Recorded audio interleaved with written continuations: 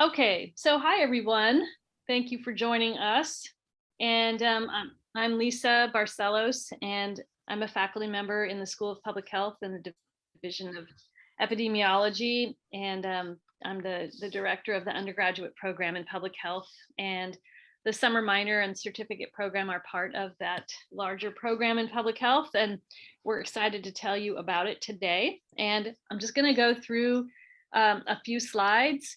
And then we have some faculty here today who are teaching this summer. So they will be talking very briefly about their courses. And then we'll have a short Q&A session. And also you can put questions in the chat. Patricia Cruz is here, who's one of our advisors. And I know Patricia will attempt to answer some questions in the chat as well while we're going. And you can stop me at any time, just yell, because I can't see everybody on my screen. So the agenda today, I'm just going to introduce the minor and talk about the required courses and the electives. And then I'll say a little bit about the process, including declaring a minor, declaring the summer minor. And then there is a scholarship opportunity related to this summer minor. So we'll tell you the details about that. And then we'll have time for questions. And I'm just going to get rolling here. So I was trying to think about this. I'm thinking that this could be our 5th summer. Is that right? 5th summer for the minor? 2017? Yeah, I think this is going on 17, 18, 19, 20, 21, 22. Is it our 6th?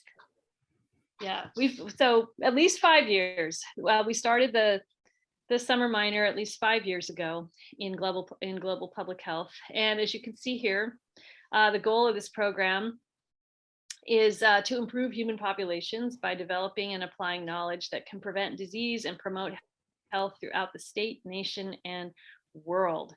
And students who earn the minor, and it's a 15-unit minor, as you'll see, or the certificate for non-UC Berkeley students, the goal is that they will demonstrate a breadth of knowledge in many disciplines for the promotion and protection of human health, with due consideration to human rights, principles, and varying cultural perspectives. So that's the program in a nutshell. And there are 3 required courses, which are listed here. The first one is Public Health 112. And so that's Global Health, a multidisciplinary examination. You're going to hear more about these courses in just a minute, so I won't say much about them at all right now, but it is offered in Session A. And then there's Public Health 142, offered in Session D, and Public Health 250A, which is our Epi Methods course, also in Session D. Now, this minor is available to public health majors as well as non-public health majors at UC Berkeley. And so if you are a public health major, the Public Health 142 is the only overlapping course that you would have between your major and minor. That's actually a requirement, because you can only have one overlapping course between a major and a minor. That is a university rule. And so we'll talk a little bit more about how public health majors can fulfill the requirements for the minor, but that would be the overlapping course for the majors. We'll get more into the curriculum in just a minute. The electives, we have a lot of options, and we've worked really hard over the last few years to offer courses that aren't necessarily available in the academic year. And some of those are listed here. So the summer minor offers an opportunity to take courses that are not available during the academic year.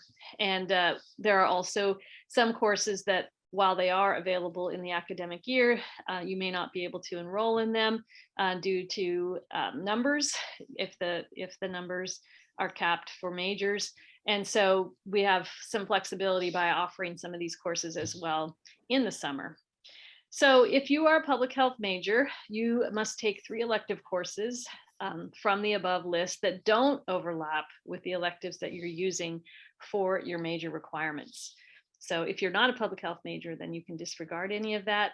The main thing, obviously, between the major and the minor in public health is that you cannot double dip. And so there can only be one overlapping course. And that's a university rule, a College of Letters and Sciences policy as well. And because public health majors are already taking 150B and 150D as required breadth courses for the major, those courses do not apply to the minor. Okay. And if you want to just look at this graphically, this is a nice little flow chart that is on our website. And this shows if you are a public health major versus not a major, what the options are for you to fulfill the requirements for the minor. And you can see some of the things that I already just said are shown here in this table. Okay, so there are no prerequisites, there is no application process, and you can complete these requirements in either 1 or 2 summers by design. We've set this up so that you actually can complete the summer minor in global public health in 1 summer if you choose to. It's going to be a busy summer, but it's totally doable. And we've had a very large number of students do it that way. It means that you're taking classes in both sessions A and D. Each of those sessions are 6 weeks long. So it means that around the middle of May through the first, second week of August, you'll be in back-to-back sessions taking 2+ courses each one of those sessions. The fees are shown here. That's not anything that we control. That's part of the summer sessions office. And so that link is here. And the deadlines are also at that same link because the summer minor is not run through our department directly. All summer courses are run through the summer program at UC Berkeley. So there is a declaration form that we ask you to fill out. So before you begin your coursework, we want you to fill this out, and that helps us keep in touch with you.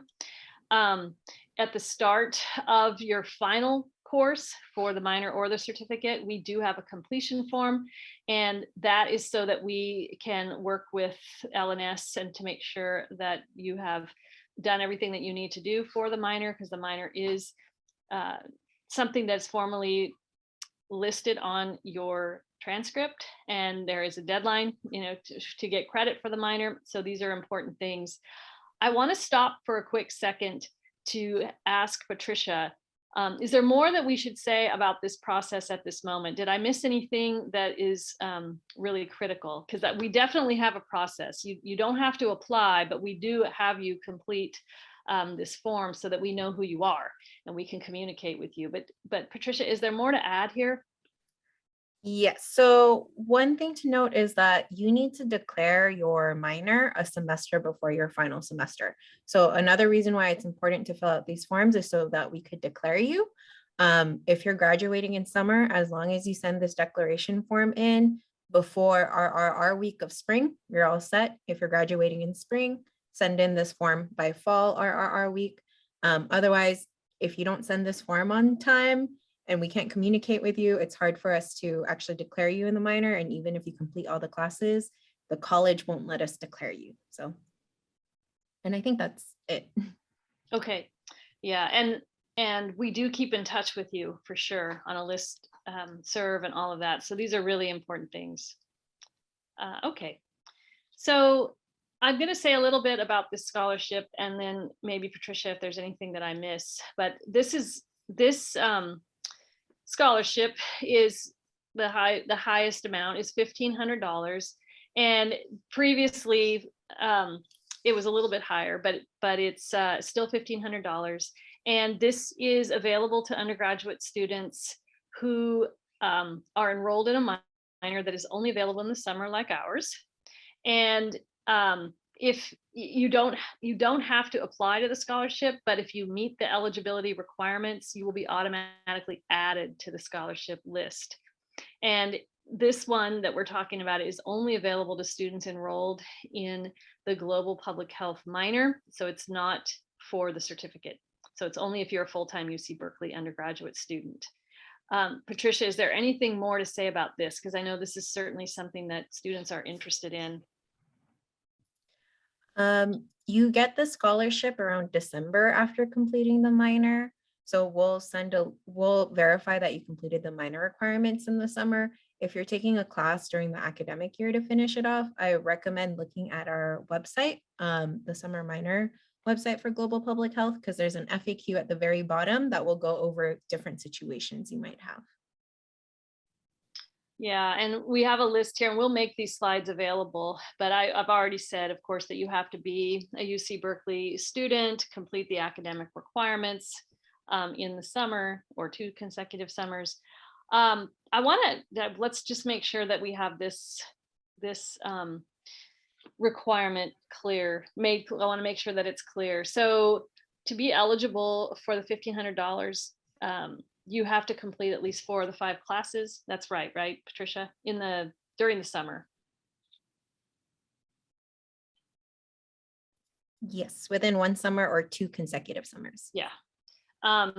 Because we are often asked, because sometimes students take a course or 2 for the minor during the academic year, and I just want to make sure that we convey this correctly. So is the summer sessions office still holding to 4 of the 5 classes being taken during the summer, or is there any flexibility there? No, 4 out of the 5 classes need to be taken over the summer. Okay, that's how it's been, and I just wondered if anything had changed. So you have to complete all the required courses with a minimum grade of C- to be eligible for the minor or the certificate. And you have to complete all the coursework with a letter grade prior to graduation and receive a minimum of 2.0 grade point average in the courses used to satisfy the minor requirements. And yes, and we already told you about the completion of minor form within 2 weeks of the start of your final course for the reasons that Patricia just outlined. So yeah, if you have questions about this scholarship, definitely ask us at the end, or you can put those in the chat now, because I know this is something that students are definitely interested in. And we have contact information here. This will be available when we, the slides actually, I think you may have access to them already. I'm not sure, but if not, we will send those around. Okay. All right. So before we jump into the summer, the actual summer course offerings, and you meet some of the instructors, are there any questions? Are there any questions in the chat that need to be answered? Are you have those, Patricia? Is there anything that I should say? I'm just looking through them. I think one question I want to address with everyone is how to find more information if you're interested in the summer public health classes. This info session is definitely a great start because you have the amazing professors here sharing a bit about their classes. And then after this, I'll also share the recording, and we have flyers for each of the classes that have like a cool QR code so that you could be taken to the class directly on classes.berkeley.edu. Okay, and keep the questions coming. So I'm going to just launch right into the courses now that I've given you just a very brief overview of how the minor and the certificate program work. I'm going to start, but we've already talked about this. So this is from our website, and so you can check this out. This is the page that talks about the program. And I'm going to start off with Robin Flagg. So this is 150D. So I'm just going to have you, Robin, introduce yourself and say a little bit about this amazing course. All right, thank you. And I'm excited to be here. And thank you for Patricia for putting me first, because I do have a conflict at 5. So this is the Introduction to Health Policy and Management. And I love this course. It's a course that at the end of the 6 weeks, you will be able to read the newspaper and understand what is going on about healthcare policy, healthcare reform, healthcare organizations, how COVID and politics are interacting with our healthcare system and our public health system. So the goal is to start understanding the role of the different stakeholders, the governmental role, how we compare to other countries. and to just get a basic understanding of our healthcare delivery system. The class meets every day from 10 to 12, and then we will have section on Friday that will be optional with a GSI to make sure people are still on top of what's going on. I can tell you that it is fast in the summer, but we'll have fun together. So I don't know if anybody has any questions, since I can't stay for the Q&A. I'm going to hang up after this. If there's any quick question, I can answer it now, but also my email is not here, but my email is rflag@Berkeley if you have any particular questions. Yeah, thank you, Robin. And I just thank you to all the faculty who are here, because even though there are students that may be interested and they couldn't attend since we're recording this, we'll be able to make this available to a lot more students as well. So I'm glad you said your email. And yes, actually, the chat question was, this class is in person, and I believe, except the other faculty will let you know about their situation, but I believe all the classes except for maybe Charlotte's, but I'll let others say, my class is in person. All right, great, thank you. Okay, so 250A, I am not sure we have an instructor here for 250A. I cannot remember what Art told me, because we have a new instructor for 250A this summer. So I can just say a little bit about this class, I think, because the instructor is not here. But this is a course that's offered in session D. This is a 3-unit course that covers introduction to epidemiologic methods, and it has lecture and lab components where at least for the last many years, the discussion sections have options to do analysis, data analysis, as well as there's a lot of just doing a lot of calculations by hand to understand the different measures of association and other measures that are done in epidemiology. This course is a graduate level course, so you do have to email our division. I'm in Epi. You can see that email address here for a permission number to enroll. But undergraduate students take this course all the time, and there are graduate students that are in there as well. And it's a heavy lift. You can see Monday, Tuesday, Wednesday, Thursday from 2 to 4. So you're definitely busy, but this is an exciting course. Of course, I'm biased, but epidemiology is a wonderful component of the global public health minor, and I think it's one. So it is a requirement for the minor as well. Okay, so if you have any questions about the 258 course, you can direct those to me. Okay, so this is 150B, and I think we have, hi Jay, I think you're here. Jay Graham, I think you're teaching this course, right, this summer? Yes. Yes. Hi, so maybe you can introduce yourself. I'm so happy you could be here today, and tell us a little bit about you and what your plan is for this summer. Well, my plan, I was just texting to Charlotte to see if, if she was going to give the talk about 150B, but I'm actually going to be teaching 150B summer 1. It'll be in person. I'm not sure of the room yet. We'll be covering sort of a broad array of environmental health topics, including toxicology, exposure assessment, risk assessment, getting into water quality, sanitation, hygiene, indoor air pollution, ambient air pollution. So it's going to be similar to our breadth course. And I think, we're going to pull in some fun assignments, like we're going to have an Instagram assignment, a policy brief or technical brief where they have to use Canva. And then, I'm still kind of building out the syllabus, hoping that Charlotte and Andres, who taught it previously, can give me some wisdom. I'm sure they will. And this is an exciting course, of course, very popular and highly recommended. So you're in good hands if you're getting some support from Andres and Charlotte.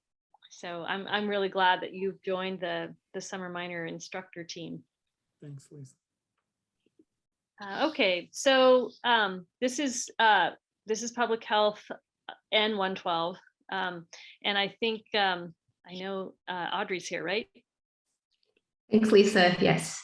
So I'm Audrey Lind, and I'm one of the instructors for PH 112 Global Health, a multidisciplinary examination. And I teach this course along with Art Reingold, who is the other instructor for PH 112. And I've worked in global health for over a decade with a focus on nutrition, water, sanitation, hygiene interventions, as well as maternal and child health. And Art is the chair of the epidemiology division and has worked in global health for over 40 years, and he specializes in vaccines and infectious diseases. So our course is a survey course of global health, and in this course, we discuss how global health transcends geopolitical borders and standard academic disciplines. And as we can clearly see with the COVID-19 pandemic, and what we'll attempt to do in this course is provide an interdisciplinary approach to global health through a social, political, economic, and biomedical lens. So this course, we cover a really wide range of topics, such as ethics, the colonial history of global health, as well as malaria, dengue, vaccines, and of course, COVID-19. And we'll also discuss topics like water and sanitation, reproductive health, as well as other topics like mental health and human rights.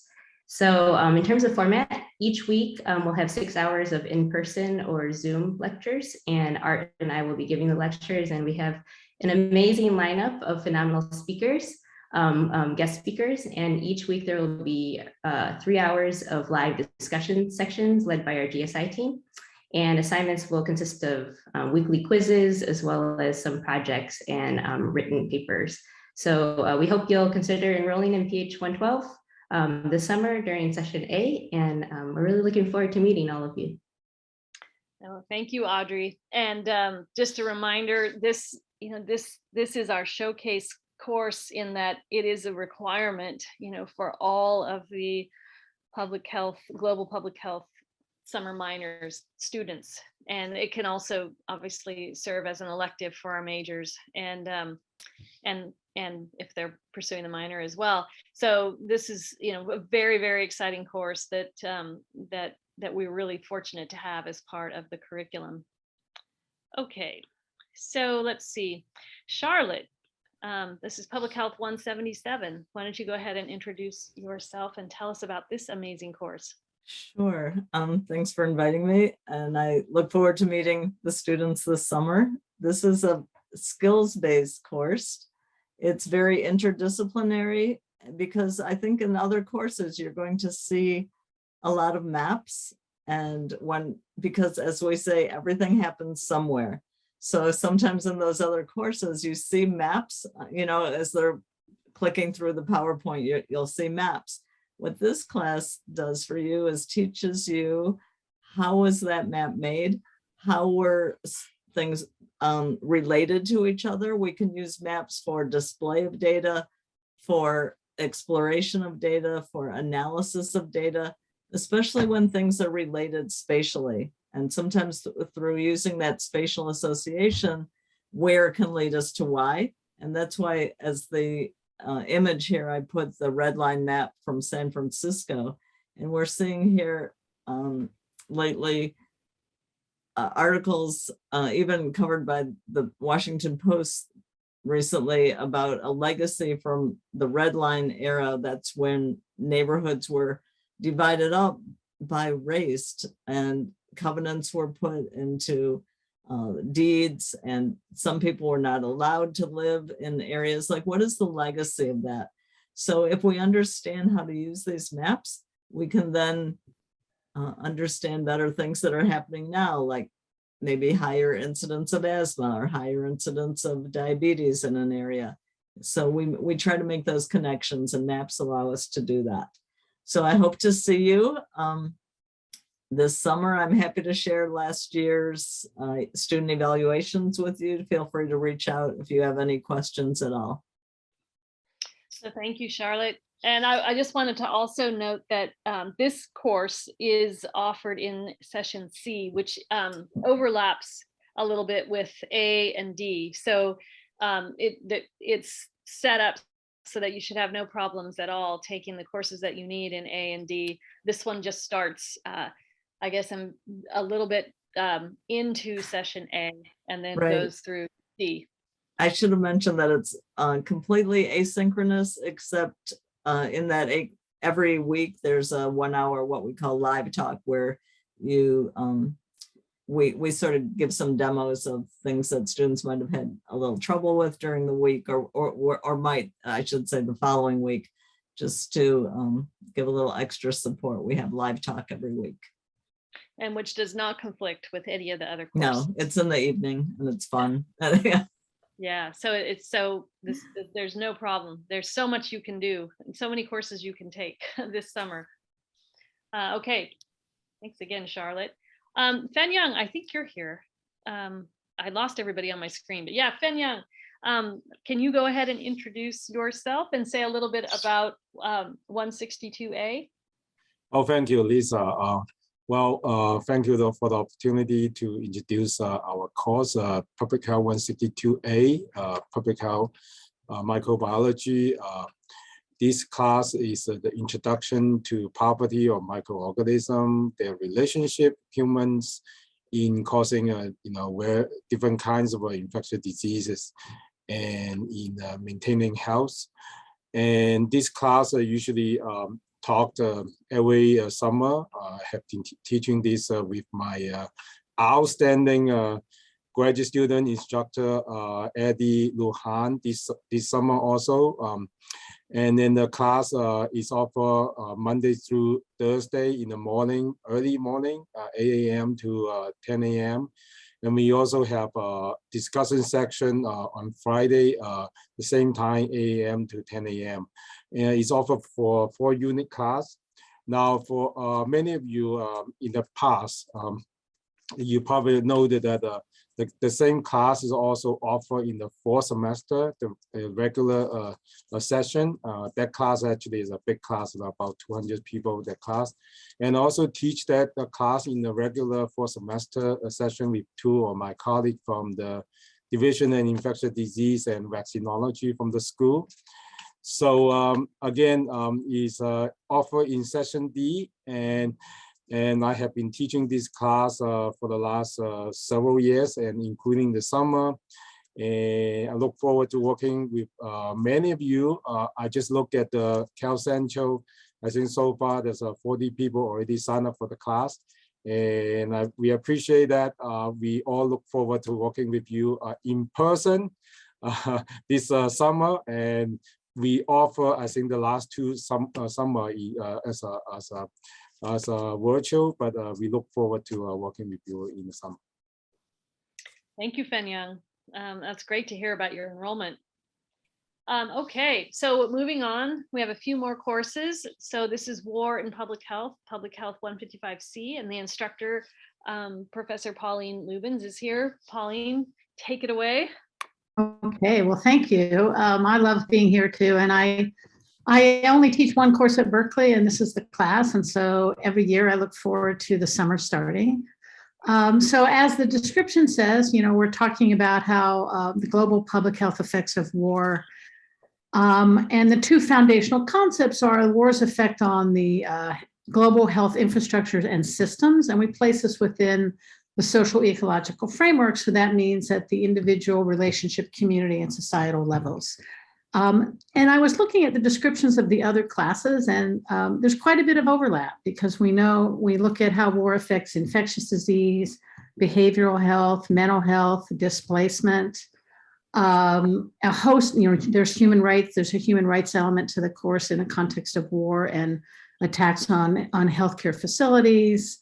There's also a curriculum module of the epidemiology of war and how would we research the effects of war in a war zone and the challenges of doing that. When I first taught this class, which was in 2011 at UC Irvine, I focused a lot of my lectures on the war in Iraq. A couple years later, I was looking at the war in Syria. So for those of you, I assume you're following the news closely. We have a living, breathing, we are witnessing live the public health effects of the war in Ukraine. If you watch the news or listen to the news, almost every news article touches on how the fighting has affected public health and health systems. We're seeing the effects on nutrition. We see the effects on women reproductive health, on hospitals. And so this year, Ukraine will play a large role in this class and how I present the curriculum. Of course, I also cover other wars. There's historical wars. There's a Vietnam War. There's going back into the world wars to look at the environmental health effects of war. I also focus on both refugees and internally displaced people, as well as veterans who have served in the US wars. And one of the highlights of the class is a panel discussion of refugees who come in and talk about their experiences and veterans who talk about their own experiences as well. A couple other things, students will, unfortunately, there's a long list to choose from, but students will select a war. Usually I prefer it's an ongoing war where we can apply the curriculum to that war. We'll all look at Ukraine, but in groups, students may want to look at Syria or what's continuing to happen in Afghanistan and other places.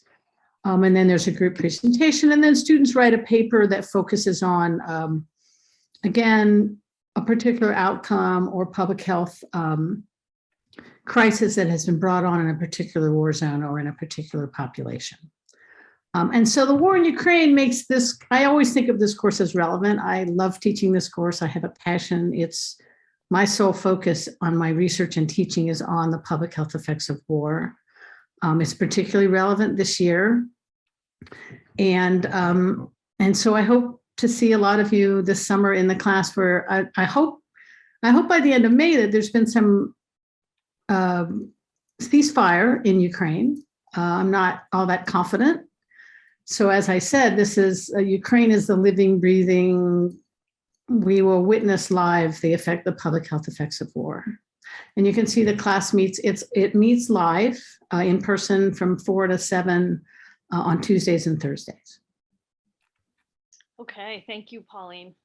That's going to be a great course. Has been already, but particularly this year. Yeah, it's really relevant this year. I don't think Anka is here. I'm here. I'm here. I'm dialing in. Can you hear me? Awesome. Yes. Okay, great, Anka. Thank you so much for being here. I just put up 155B. So maybe I'm so appreciative that you joined us. So maybe you can introduce yourself and say a few words about the class. Sure. So I hope you can hear me okay. I'm dialing in by phone. I apologize. This course will be taught by Mara Decker and myself, Anke Hemmerling. We're both professors at UCSF Bixby Global Reproductive Health Center across the Bay, and we're also on faculty at Berkeley. We've been teaching this class for over 10 years over at UCSF at the master's level, and for the last 5 years have been teaching it in the summer as a in-person class, and also as a fully online version that is taught UC-wide through the UC Online platform in the spring.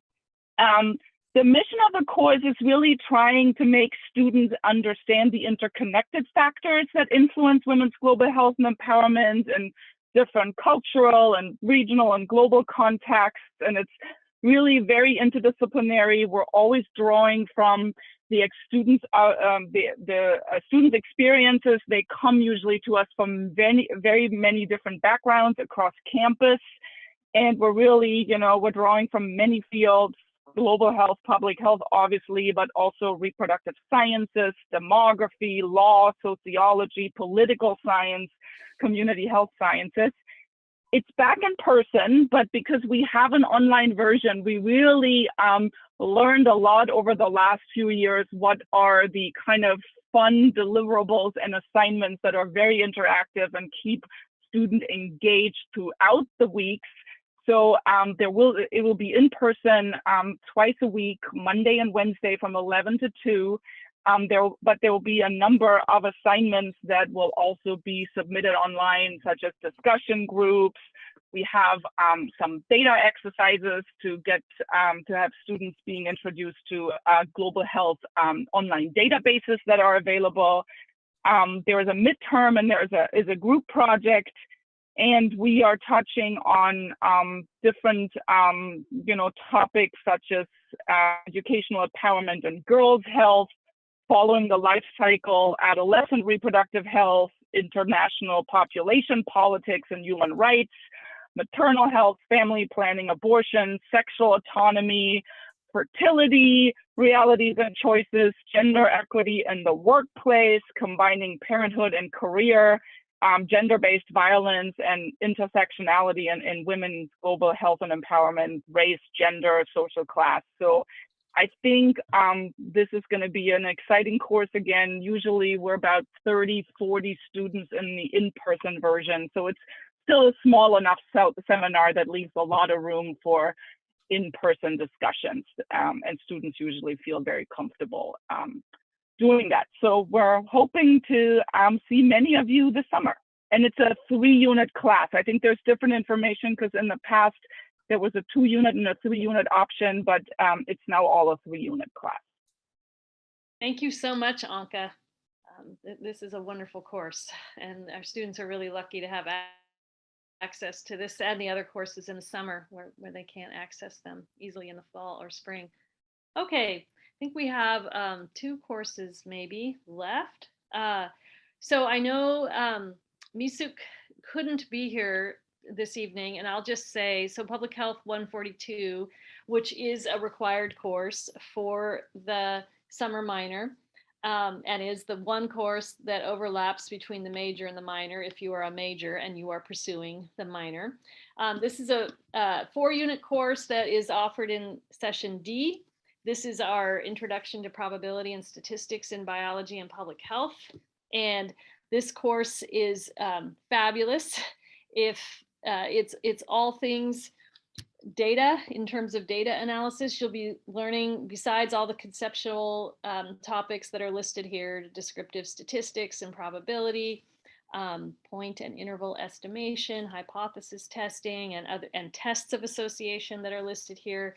You will also be programming using R. And so there is a lab and a discussion section. This is going to be in person this summer, and it is definitely a commitment. You can see Monday through Friday, 9:30 to 11.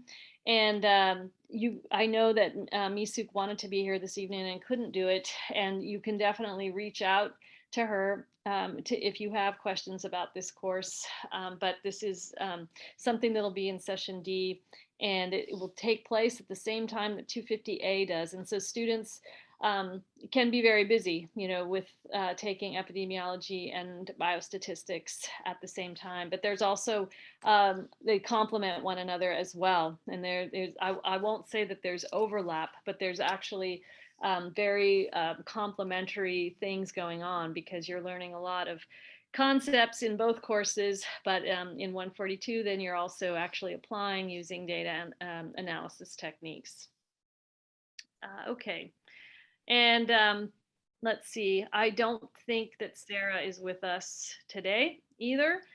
So Public Health 118, so this is Nutrition in Developing Countries. This is a course that's a very well received course that's offered in session A. And so this course is focused on the effects of nutrition throughout the life cycle, and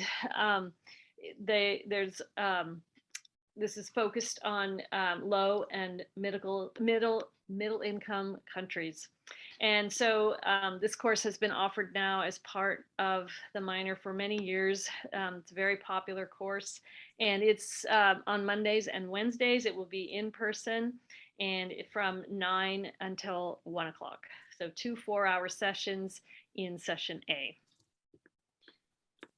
And then I think, I'm not positive, but this might be our last course. And I don't think that, oh wait, no, we don't have the instructor here. So this course, Introduction to Global Health Equity, one of our newer courses. It was designed in part for the summer minor, and this is offered in session D. This is July 5th through August 12th, as you see, on Tuesdays and Thursdays from 12 to 2. And this course is an overview of the intersection between global health and social justice, with a focus on ways in which inequity specifically conditions that lead to poverty, disproportionately affect health outcomes. And this is a great course to take, especially with 112. You will really get a huge just overview of so many different areas of global health. And this course has been very well received. And I think that's it. So that's our very large menu of courses, exciting courses for the summer minor. We're happy to take any additional questions that you might have that you weren't able to get answered in the chat. But I think that is the end of the presentation. And so let me just stop sharing the slides and open it up to any questions that anyone here might have.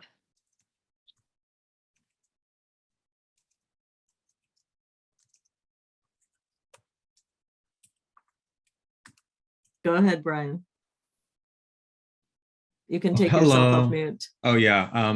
So I just wanted to double check. I'm not a public health major, but I'm currently taking Public Health 150A with Professor Barcelos. And from what I have heard, I do not need to take Public Health 250A. Is that true, or would I still be required to take 250A? So I can answer that. So when the summer minor was designed, the Public Health 250A was the required course because most every year there were never seats available in 150A, and so students couldn't count on getting into that course because it's really, we have a cap for public health majors, and we also have to reserve seats for the data science majors. And so every now and then, because we are able to admit some students into 150A who are non-majors. And so it's kind of a hit and miss sort of thing that happens on occasion. And I, for one, do not think that you need to take Public Health 250A if you've taken 150A. It just seems like you would be much better served to take another course so that you really, optimize your experience in the minor. So yeah, I will just say it's not, we're not listing 150A as a course that fulfills the requirements for the summer minor because we can't guarantee it for students. But since you were able to take it this semester, which is great, we were able to get you in, you do not need to take it, but you do need to take something else because you need to have all the 15 units for the minor. The only thing that can overlap is 142. So you're going to have to take something else. Okay. Would fill those 3 units for 250A. Will there need to be? Oh, sorry. Sorry, Lisa, I think he's not Brian's not a public health major. I know. Yeah. Oh, is it still okay? Okay. He's not a public health major. I know, but I'm saying that he still needs to take. He needs to take. Oh, I see what you're saying. Sorry. Well. Yeah, actually, you're still going to have to take units because you cannot apply. Oh, wait, let me think about this. If you're using 150A as an what is your major? I'm a microbial biology major. Yeah, so I don't know whether CNR will allow you to count 150A as an elective for microbial. Oh yes, it is an elective. Well, I don't, what I mean is I don't know whether you can use it as an elective for your major and for the minor, because you can only overlap. Okay. The minor sits in LNS and you're only allowed to overlap one course. So if that's 142, then it's 142. So what I'm saying is you need to take, you need to fill the units with something, with another elective. Is that? Yes, that's perfect. Patricia, were you going to add to that? Oh yeah, I was just mainly catching that. And when you fill out the declaration form, me and the other advisor will look it over. So if anything is like amiss, we'll be like, hey, you have more than one overlapping class or anything like that. So another reason why it's good to fill out the declaration form, because we'll double check. Yes, thank you very much. Yeah, so you have lots of other exciting courses to choose from to fill those three to 4 units. Yeah, thank you very much, Professor.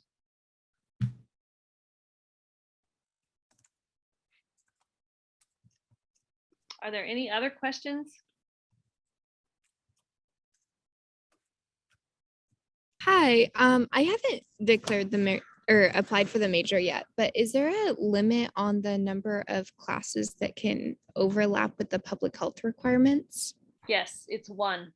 Okay, thank And you. it's, and if you are admitted to the major, then that would be 142. Public health 142 is the course that would that could be applied to the major and the minor.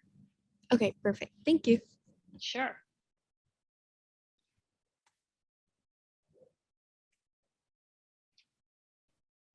Brian, do you have another question? Yes, I have another question. So I've read the site with the information, and I just wanted further clarification on, so let's say that I have one more class I need to take to fulfill the global public health minor, but let's say I'm graduating in spring 2023. On the site, it says I will still be able to take more classes during that summer. Summer 2023 and still get the minor. Is that true, or? Well, you would graduate in August, I think, is how that works. Is that right, Mhm. Patricia? Yeah, so you would submit with, I'm not sure how Rouser College does it, but you would submit to extend your graduation to the summer. Okay. And you could still participate in your majors like graduation ceremonies, the larger spring commencement, but you just would get your diploma way later since you're not officially graduated until the end of that summer. But it's a good way to Okay. extend it so that the minor shows up on your transcript, and then so that you're paying undergrad fees instead of like a domestic visitor is what they call it when you're Okay. not Yeah. affiliated with Berkeley. And Thank you're you. not alone. We've had a lot of students do that. They just Yeah. delay their graduation because it's just, you know, it's a great opportunity. I'm a big fan of just getting as much as you possibly can out of your undergraduate education. Yes, I know there are cost issues, you know, for taking courses in the summer, but it is a once in a lifetime chance when you're an undergraduate student. So just pack it in if you can. Yeah, definitely. Thank you. We've had engineering majors, MCB majors who finished the minor in the summer, you know, and then just graduated in August officially. Great. Yeah. Sorry, so you're saying that we could like still participate in like commencement with like all our peers Oh. in the spring? Yeah. Okay, perfect. Okay, thank you. Yeah, a lot of students have done that. And that like they walk and they do the whole thing, but because it's rare to, we assume everyone's going to pass and do well. Everyone just assumes that. So there's no problem with going to commencement. Yeah.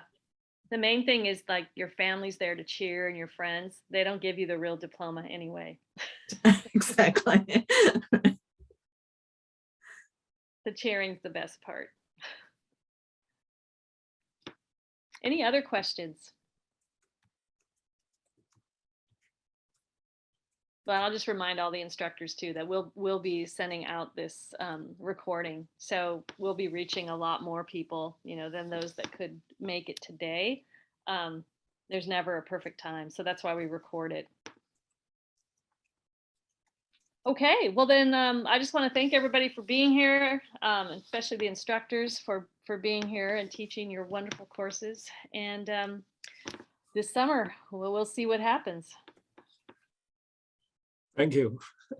Thank All right. you. Thank you. Okay. Bye bye, Lisa.